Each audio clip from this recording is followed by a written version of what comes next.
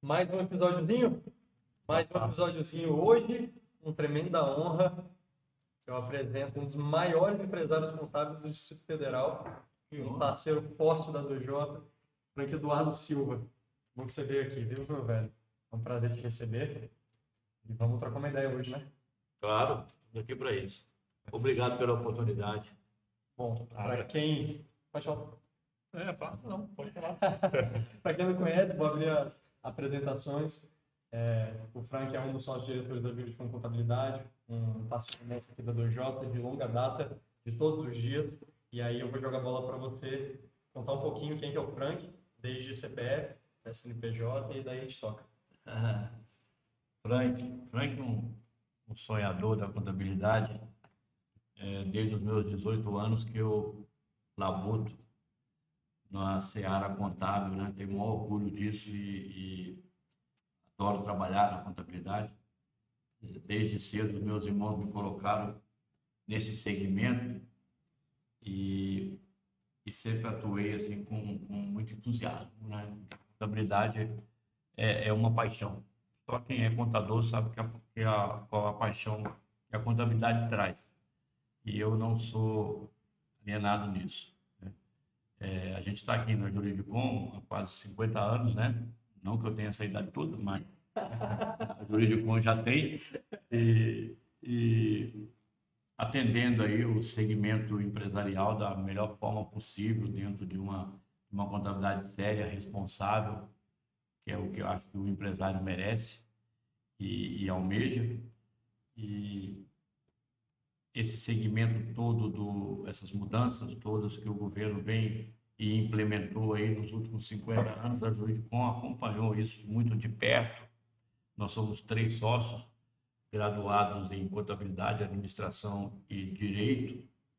Portanto, a gente tem uma bagagem ampla no que tange a visão empresarial e aquilo que o empresariado anseia para que ele tenha uma empresa mais tranquila nesse quesito não de ponta, mas de meio, né? Que é onde a contabilidade entra, para dar essa tranquilidade para que ele possa pensar na ponta, naquilo que ele tem o talento, naquilo que ele idealizou para a sua empresa, pelo seu empreendedorismo. A gente conta aí, está aberta, como eu falei, há 50 anos,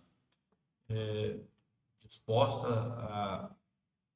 a angariar e ajudar o empresariado, seja que segmento for, indústria, serviço, né, comércio. Bacana. Muito Legal. bom.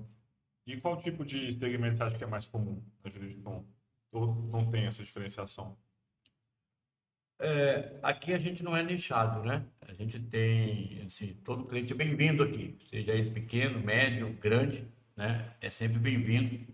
A gente trata da mesma forma. Obviamente, por circunstâncias que a gente desconhece, a própria Juridicom levou a ter uma clientela mais para o lado do serviço, né? A parte de consultoria, a parte médica, a parte de saúde, né? A parte de advocacia, sindicatos, associações, enfim. Hoje, né, não por escolha, a gente não sabe explicar, hoje a gente tem uma carteira de quase 70% da área de serviço, Você né, sente e que 30% do comércio.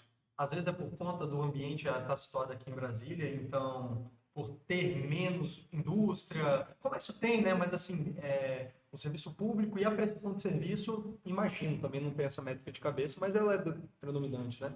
Às vezes só seguindo essa corrente, assim, ou você imagina que tem algum outro fator aí?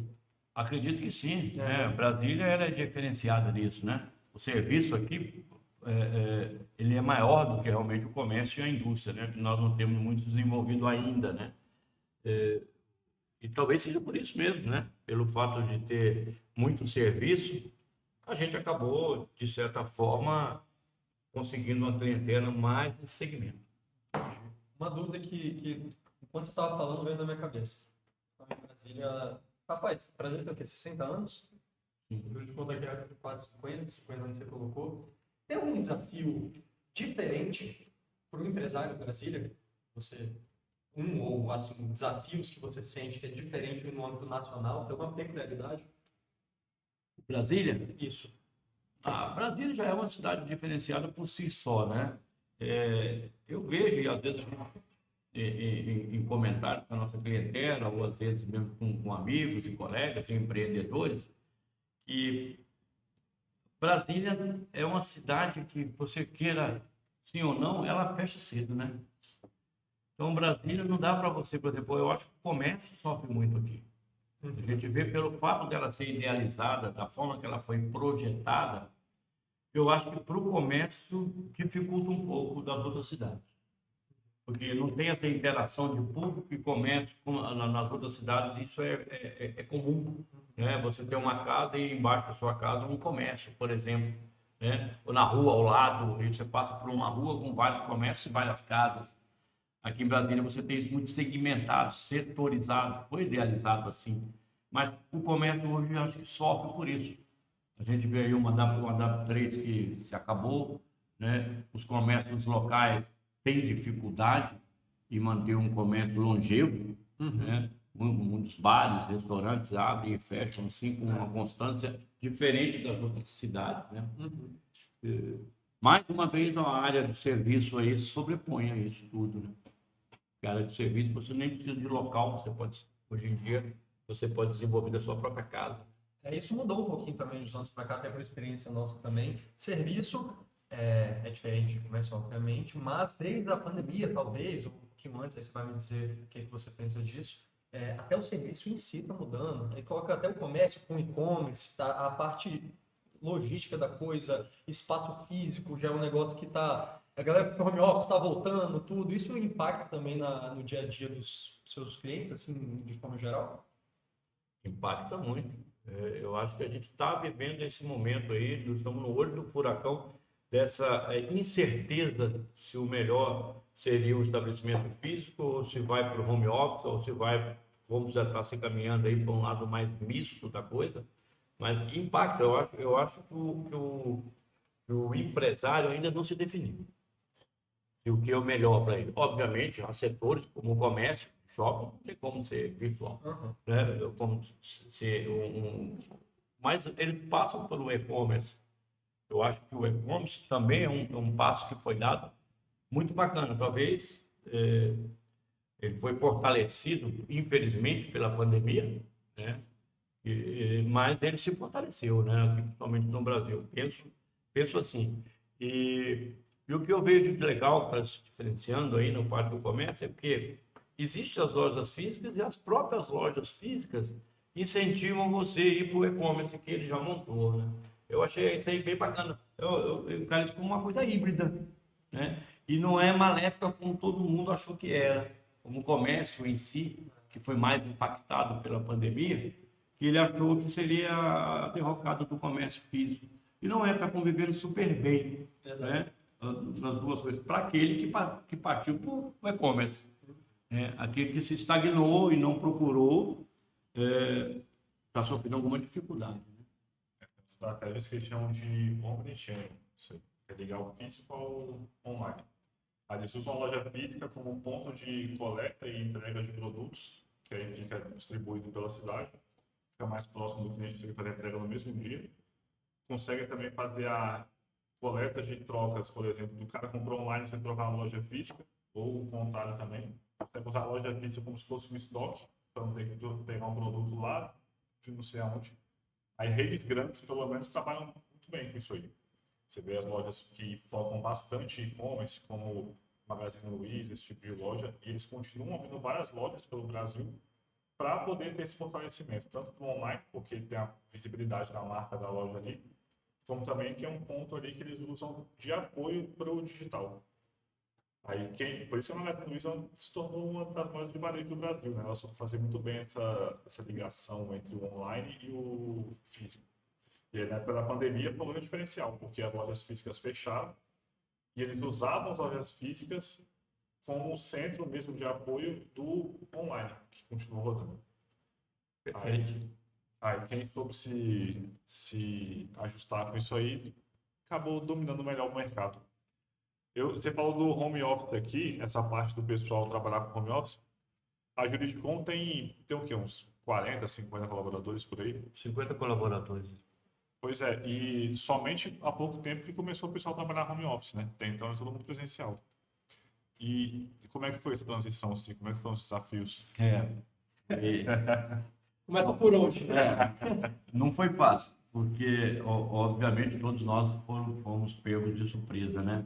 Com a pandemia. E, historicamente, claro, tradicionalmente, o escritório de contabilidade era presencial, né?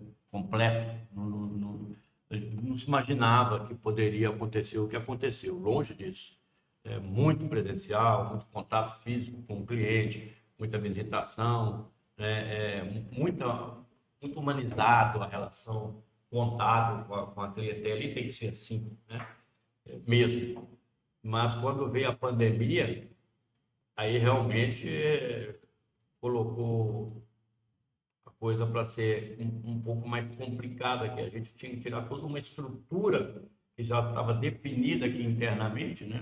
Nós trabalhamos com um segmento que emprega muito, porque tem que ter gente para trabalhar, para pensar, para fazer, né? O que nós temos que fazer. E aí depois, numa noite, num dia para a noite, nós tivemos que levar tudo isso para a residência de cada um, né? Os acessos, obviamente, a informática evoluiu também para que possa e pôde dar esse suporte, porque senão também não teria como fazer.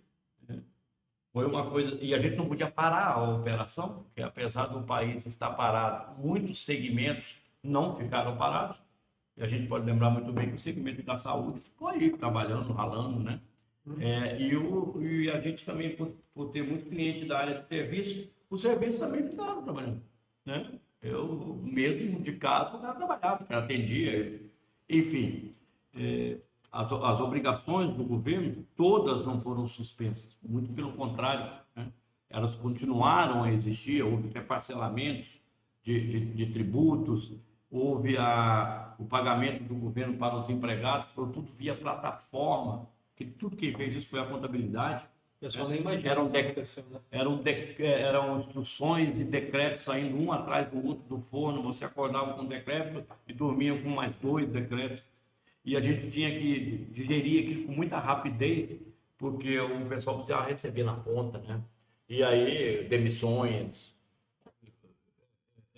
estratégias para serem montadas, e quem apoiava isso, o empresariado, era o contador. O contador foi o esteio de tudo isso aí nessa época da pandemia, principalmente no começo, né, onde tudo era muito novo e aterrorizante, né, para a gente, para as famílias. A gente tem que trabalhar, e nós trabalhamos aqui diuturnamente no escritório, obviamente com toda a equipe foi levada para o home office e a toque de caixa. Graças a Deus deu tudo certo. Eles se adaptaram muito bem a isso e a gente também acabou se adaptando bem a isso, né? O que parecia ser um pesadelo, acabou que a gente conseguiu se adaptar bem, fomos levando e acho que adaptamos tão bem que até hoje nós estamos no home office, né? 70% da minha equipe hoje está em home office.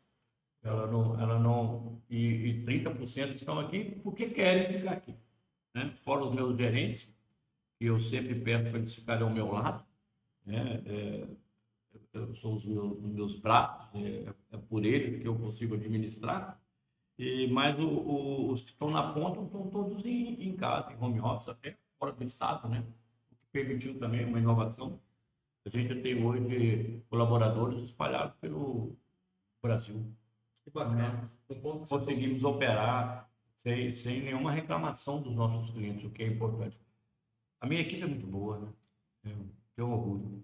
A gente sabe disso porque a gente trabalha com o jurídico diariamente. Assim, o financeiro, não é todo mundo que tem o privilégio, para uns é um saco, porque também não é sempre divertido esse tanto de burocracia, tanto financeiro quanto contábil, mas a gente tem uma relação muito íntima na rotina mesmo, o financeiro e a contabilidade, e por isso a gente valoriza todo e qualquer profissional ali da área, o que infelizmente não acontece muito, o pessoal não enxerga a contabilidade, porque é back-office, né? Então, assim, se está tudo andando bem, o empresário não vai enxergar, ou pelo menos com muita frequência. Mas nós, no financeiro, a gente se beneficia de uma rotina contábil que está encaixada. E aí eu já puxo agora um papo que eu estava na cabeça já para a gente tratar nesse podcast, que eu, inclusive, também tô curioso, até para a própria do Jota, a reforma tributária está em todo e qualquer lugar, né? Você vira para a direita, para a esquerda, para cima e para baixo, o pessoal tá maluco por conta disso. É um tema palpitante. O quanto que o empresário brasileiro tem que se preocupar com isso, até que ponto ele já tem que se preparar, até que ponto o pessoal está, sei lá, amando demais, o que o empresário tem que se preparar e esperar disso? Vamos lá. A reforma tributária, ela está vindo aí em pedaços, né? Ela vai ser implantada mesmo em 2026, que a gente chama do período teste, né? Que o governo chama de período teste, e depois espera-se que ela entre de vez 2027, 28, 29, vai até 32, 33, se eu não me engano aí. Mas antes disso, já está aí, nós temos aí a reforma da renda, né? Que é um troço que está palpitando e que já vem em janeiro. O presidente está aí para sancionar, não sancionou ainda, mas a gente acha que vai ser sancionado nos próximos dias. E aí vem a reforma da renda, onde vai tributar os lucros que até então eram isentos, né?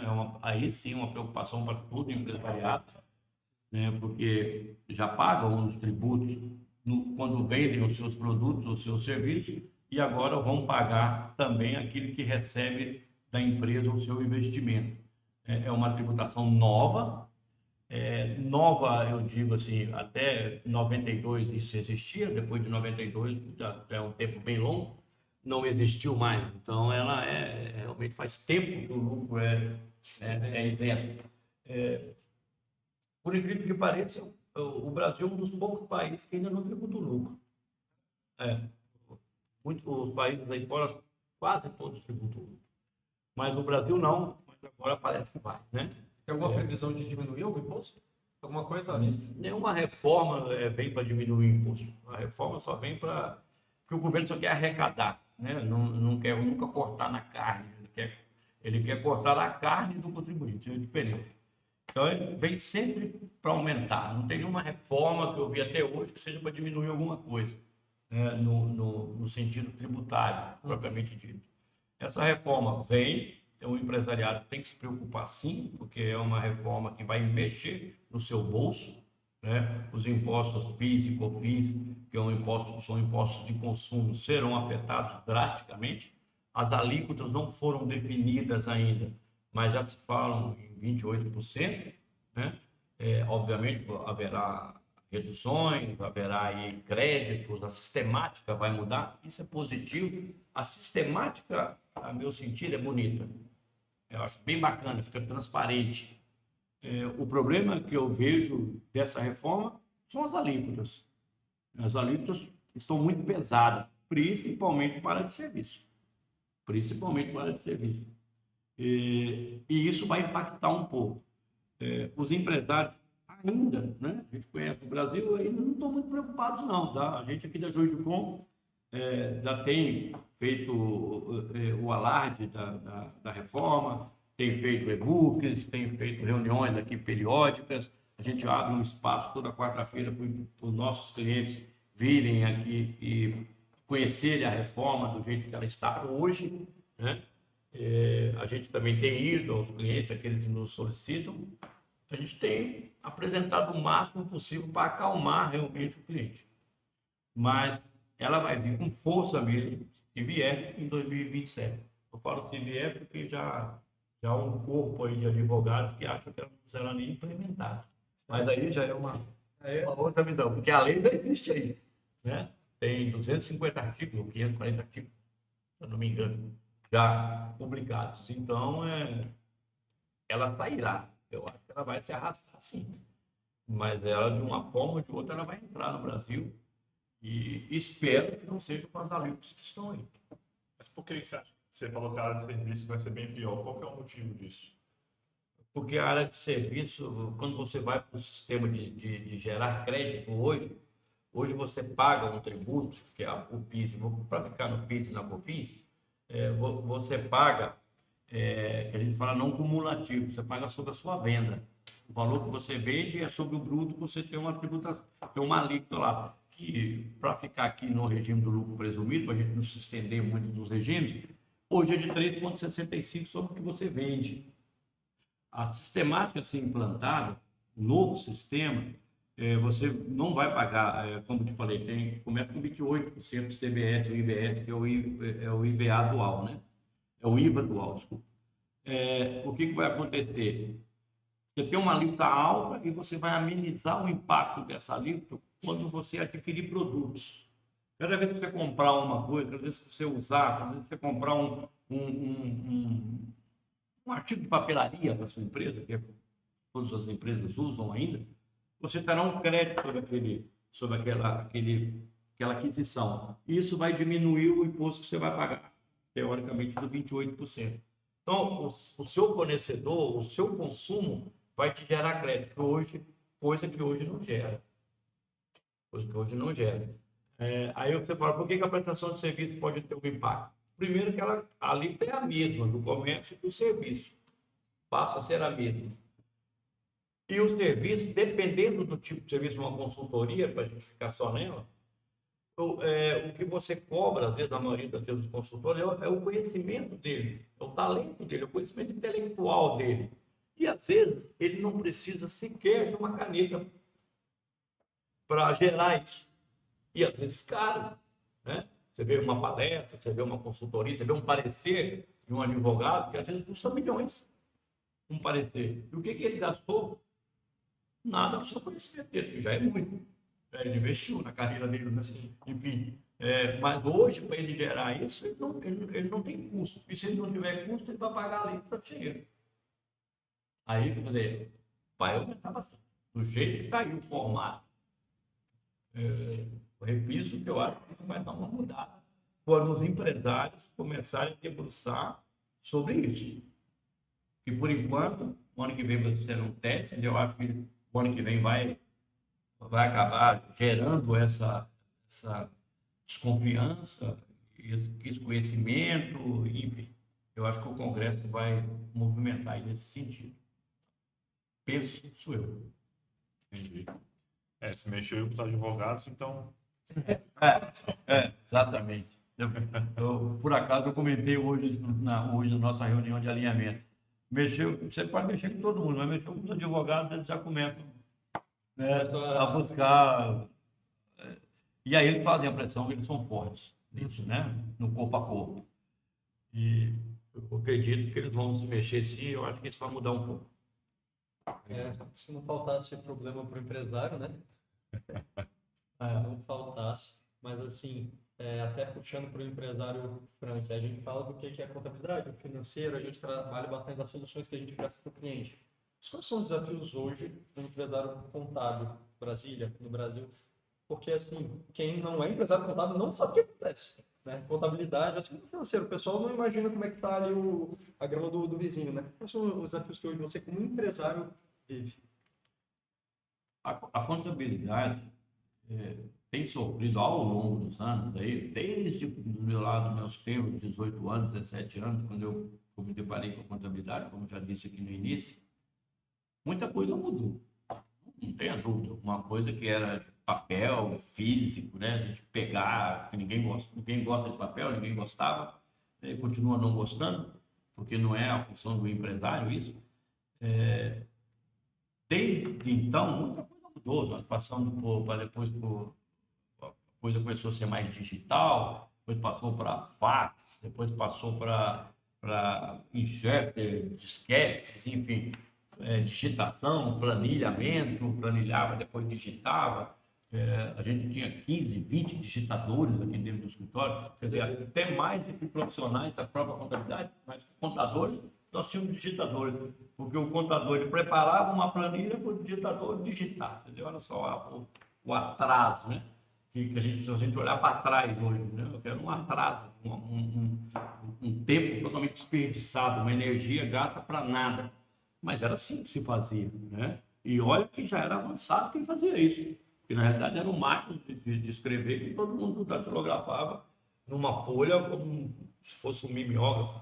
Vocês não sabem o que é mimeógrafo. Né? Eu só ia balançar a cabeça. Porque anda na época sabe o que é mimeógrafo. Enfim, tudo isso eu passava por uma gelatina que jogava por um livro diário, tamanho dessa mesa aqui. Quer dizer, uma coisa muito arcaica, olhando para hoje. Mas na época, totalmente corriqueiro. E quem já tinha uma máquina dessa já era um escritório avançado, né? Porque realmente era na máquina de datilografia. É, depois, passado esse desafio da tecnologia, que ao longo do tempo, né, foi chegando, e hoje a gente tem tudo em nuvens, né? Trabalha em rede, como está todo mundo aqui de longe, distante, acessando e trabalhando, né? O desafio que se avizinha agora é que o escritório de contabilidade já não é mais só um escritório de contabilidade, né?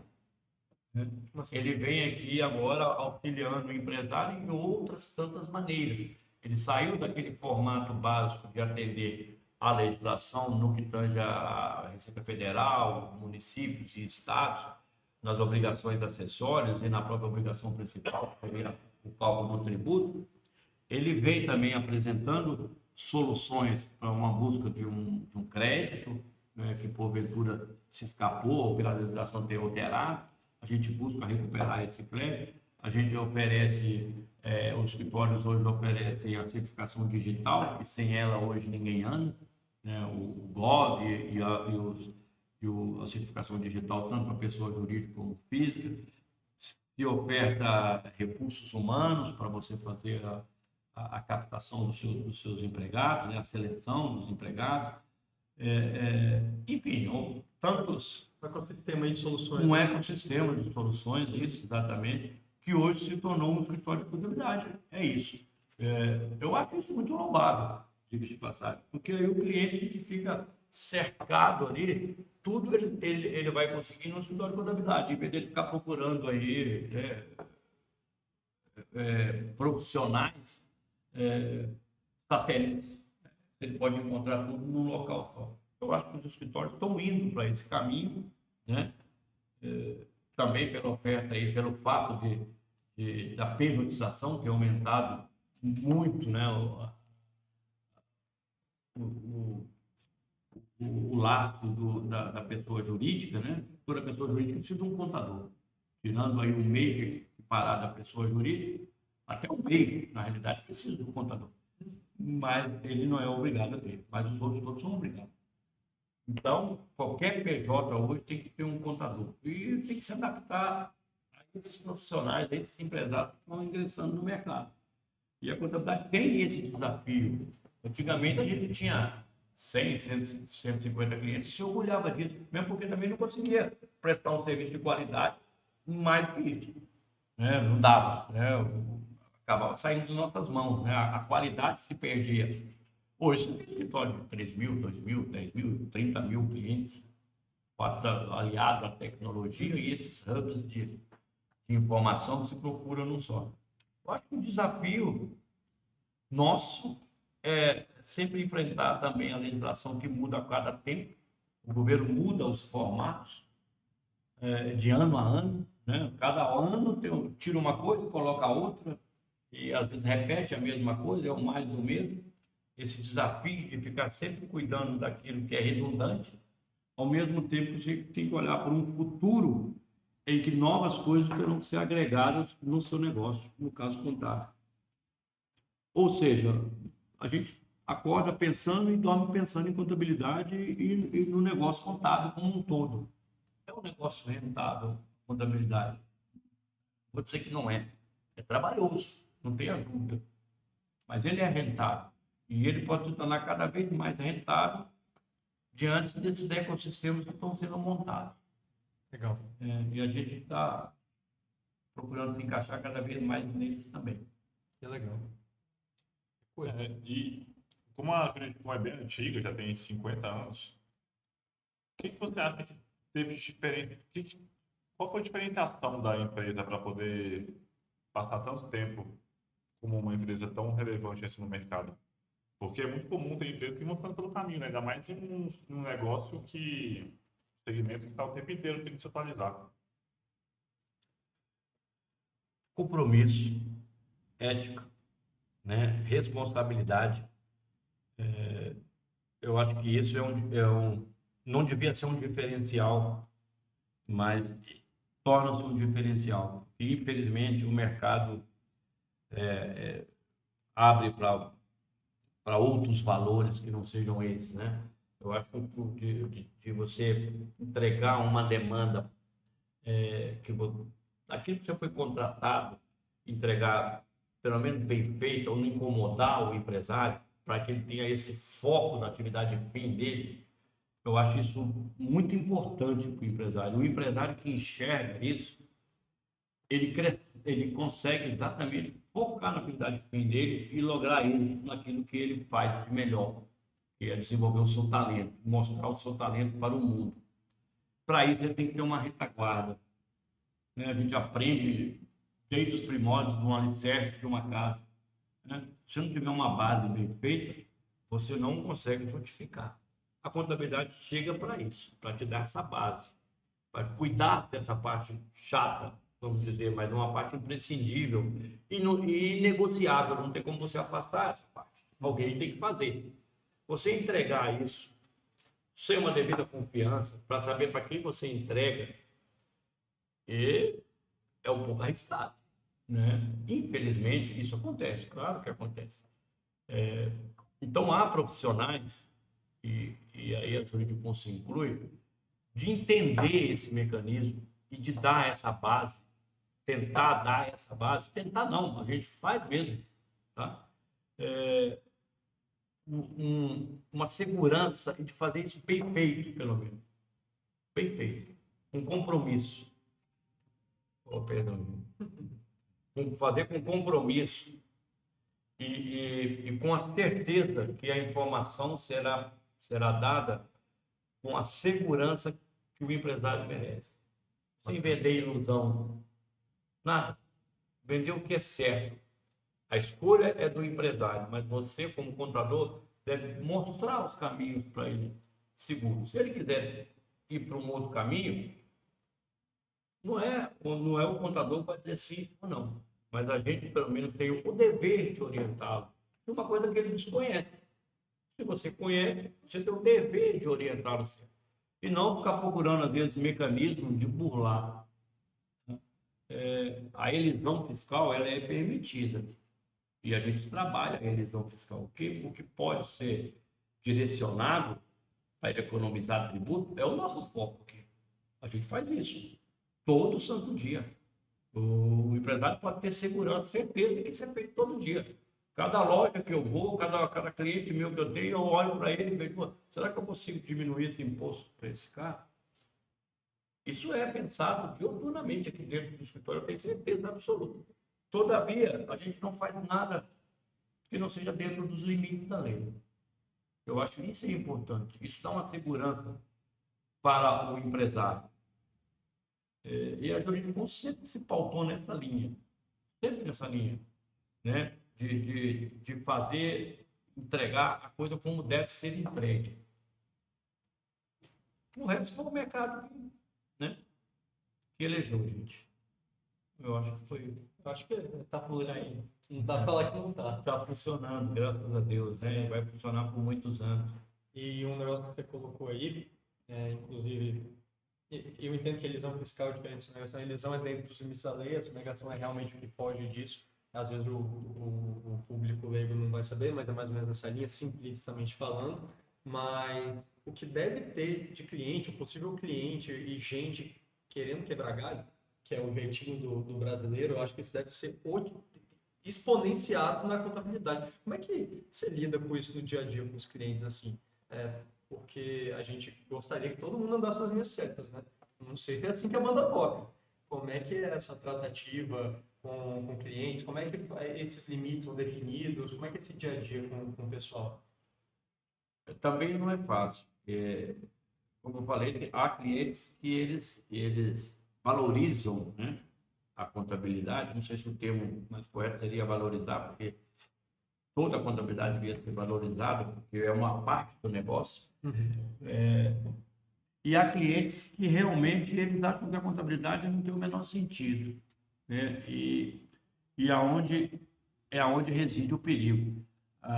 E a gente tenta explicar para esse tipo de cliente que quando bate a nossa porta, a gente tenta mudar a situação dele, mudar a visão dele, é que a contabilidade não é só informar para o governo. A contabilidade é uma ciência que você usa no seu dia a dia para muitas coisas. O empresariado precisa. Ele precisa comprar uma casa, ele precisa de um documento que comprove a renda dele. Quem faz isso é a contabilidade dele. O lucro vem da contabilidade que ele tem. Se ele não tiver isso, como é que ele vai demonstrar isso? Se ele tiver numa separação, pensão para lá, para cá, são os dados contábeis que vai fundamentar o juízo, ou até ele, para ele se esquivar, ou para alguém se usar daqueles documentos, né? Aquelas informações. O judiciário usa muito da contabilidade. Tanto há que há peritos contábeis. Em muitos dos processos, cálculos para lá e para cá, baseados em dados contábeis, em balanço, em balancete. Uma dissolução societária, por exemplo, como você vai provar quanto vale a sua empresa se você não tiver documento nenhum que prove isso, né? Infelizmente, alguns empresários pensam que a contabilidade é só você enviar dinheiro para ele. E não é isso. Ele tem que cobrar um balancete, tem que olhar como é que está a empresa dele, tem que olhar lá o caixa dele, tem que olhar lá o fluxo de caixa, tem que olhar o fluxo de caixa com vocês, né? Tem que olhar o fornecedor, tem que olhar o seu lucro, tem que olhar a sua despesa, quanto é que ele está pagando para o banco de juros ou de taxa. Ele tem que ter a noção do gasto da empresa dele para ele tomar suas decisões de ponta, investimentos e tantas coisas mais. Então, a contabilidade é muito importante.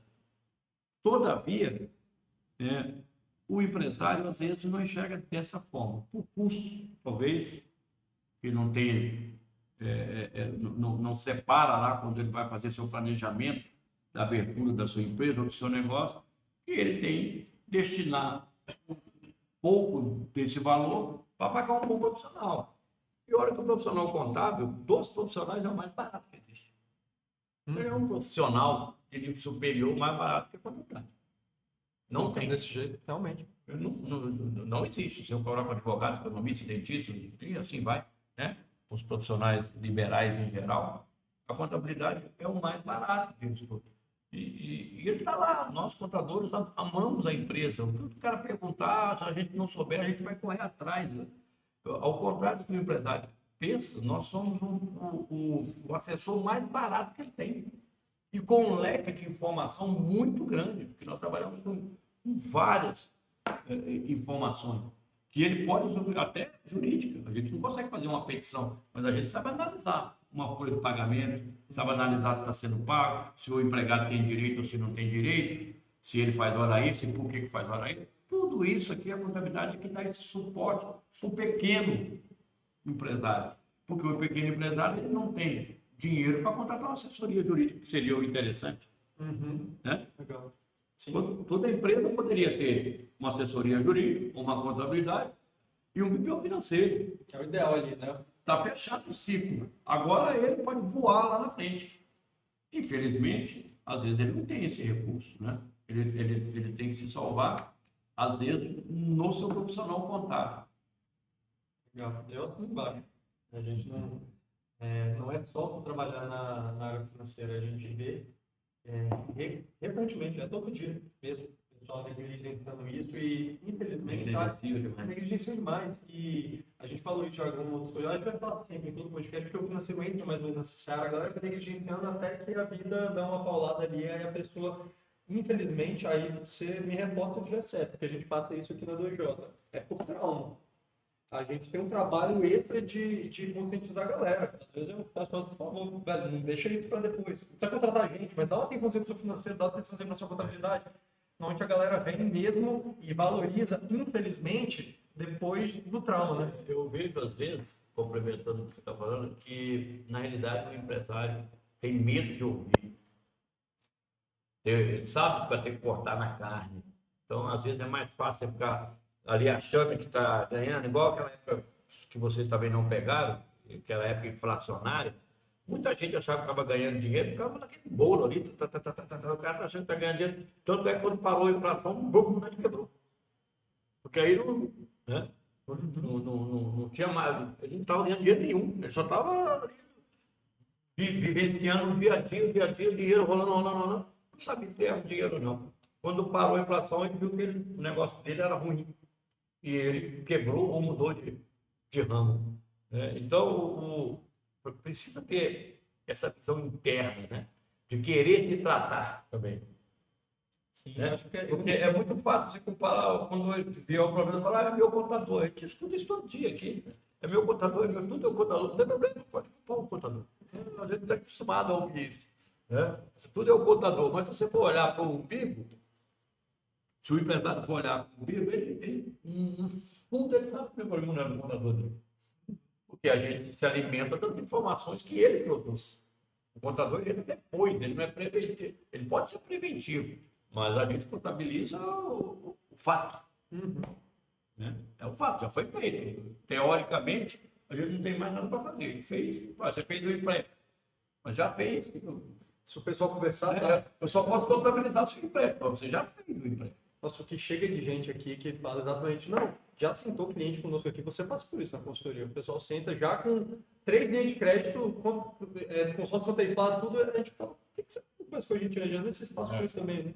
É todo dia, tá?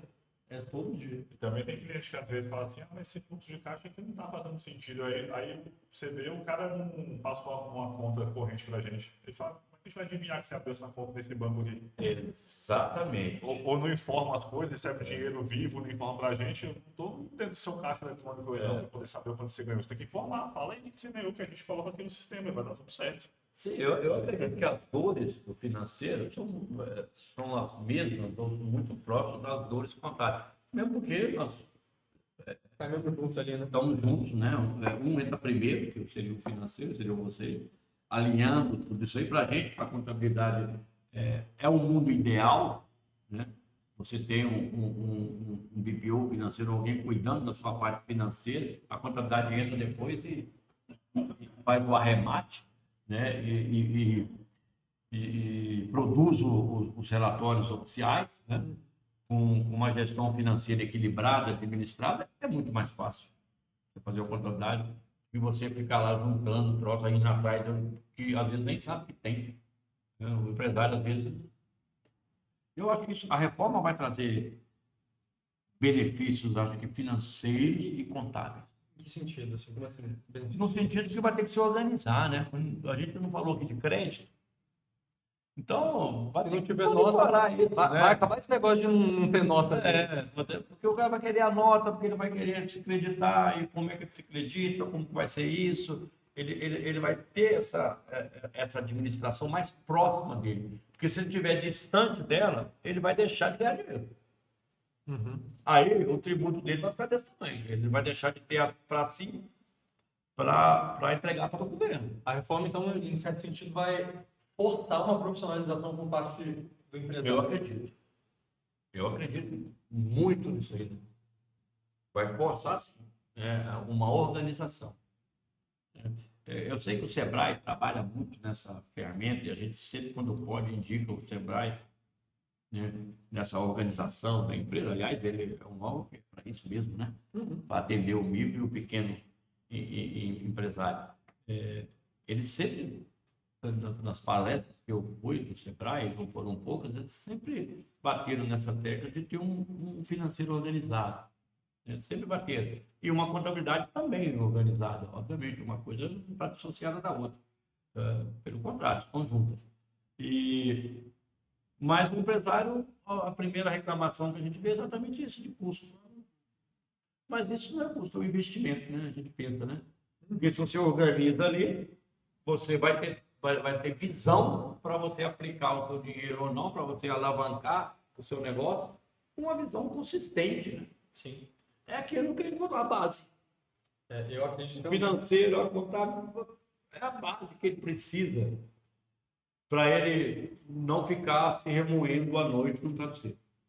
Eu acredito realmente que quando trata, aí, sendo caseiro, mas a gente está aqui para isso, quando o empresário trata a contabilidade, o administrativo, financeiro, essa equipe de apoio, qualquer profissional de apoio mesmo, trata como investimento, principalmente no primeiro momento, quando a empresa não tem caixa para isso, mas trata como investimento, isso depois gera fruto. A gente vê isso aqui todo dia, a gente vê com bolsa de prestações contábeis, a gente vê no nosso trabalho aqui financeiro, back-office, a gente está auxiliando a produção intelectual ou venda de produtos do empresário. Mas quando isso está bem organizado, é difícil, não sai de graça, tem que investir mesmo, mas quando isso é levado a sério, a gente tem caso prático que a gente fala toda hora, dá certo. Então, assim, caminhando para os finalmente, um empresário de primeira viagem, Dr. Frank, o que ele precisa se preocupar de primeiro momento, o que você pode dar de conselho para ele? De primeira viagem ou que está aí nessa batalha? O que Frank Eduardo da Juridicom aconselha os empresários aqui de Brasília a se atentar? Primeiro, planejar antes de executar. Né? O que a gente vê muito é que executa depois vai querer planejar. Aí acho que essa inversão de valores aí prejudica o negócio. Você quer montar um negócio, lógico, está com a visão, está focado, tem a pessoa na estratégia, tem o seu talento, procure se arvorar de bons profissionais, né? O mais próximo possível. Eu falei, não precisa ter ali uma equipe jurídica, nem uma equipe econômica. Procura, o primeiro que ele vai se apoiar será no contador, não há outro para ele se apoiar. Que procure escritórios, e há muitos escritórios bons, principalmente aqui em Brasília, e hoje você não tem nem barreiras mais para escritório, né? Isso foi quebrado, porque o Brasil hoje inteiro trabalha com a mesma base de relatórios fiscais. Então você tanto faz ter um contador aqui como no Rio Grande do Sul ou no Fortaleza, ele vai poder produzir da mesma forma, né? Essas barreiras foram quebradas por causa da unificação do SPED, né? Um grande passo que o governo deu também, mais um passo com a reforma. Então eu acho que ele tem que procurar um profissional, procura um Sebrae, acho que o apoio está aí, está pago, todo empresário paga o Sebrae, e quando ele for empresário ele também vai pagar. Então se utilize disso, do Sebrae, procure um bom profissional, se for para o Juridicom será muito bem-vindo. A gente vai ter o maior prazer em orientá-lo. Pega essas orientações iniciais. Não é fácil empreender no Brasil. Nunca foi e não vai ser tão rápido. Então tem que ficar atento. Mas acho que uma boa assessoria, né? E se puder já entrar também com uma assessoria financeira, seria o ideal, né? Está aqui para isso, né? Está aí para isso. Exatamente. Aí ele vai estar tranquilo, eu tenho certeza que pelo menos não terá surpresa. Porque o que o empresário mais tem aqui no Brasil são surpresas. Né? E às vezes foi até mal orientado. Por isso que está tendo essa surpresa. Beleza. Bom, acho que ficamos por aqui. Obrigado, viu? É um prazer imenso te receber aqui. Espero que não seja a última vez, tá? A gente vai voltar para as próximas. Muito obrigado, Valeu. gente. Obrigado aí pela oportunidade. Precisando a gente trazer alguma experiência aí, estamos sempre às ordens. A sucesso para vocês. E que venha mais um ano aí, né? 2026 promete. Vamos nessa. Isso aí. Valeu. Obrigado.